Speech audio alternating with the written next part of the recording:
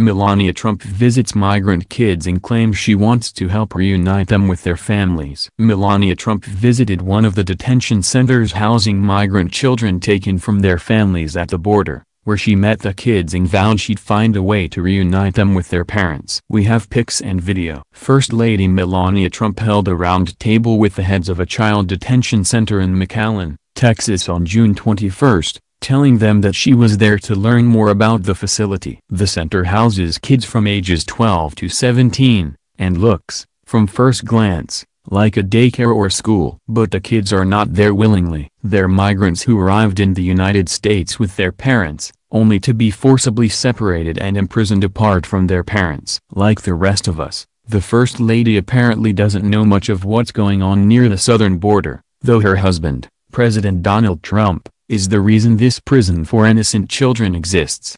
"Thank you so much for having me here today," Trump said at the roundtable. "I'm glad I'm here and I'm looking forward to seeing the children. But first of all, let me begin to recognize each of you and thanking you for all that you do, for your heroic work that you do every day and what you do for those children. We all know they're here without their families, and I want to thank you for your hard work, your compassion and your kindness you're giving them in these difficult times. I'm here to learn about your facility, which I know you house children on a long-term basis. And I would also like to ask you how I can help these children to reunite with their families as quickly as possible. So thank you again for all that you do, and thank you as well. Thank you, all, for what you do." The staff doesn't offer up much about the facility, at least on camera. When the First Lady asks about what kind of state, physical and mental state the children arrive at the facility in, a staff member answers, "Distraught for the first 24 hours. They don't say what happens to their demeanor after that." The kids,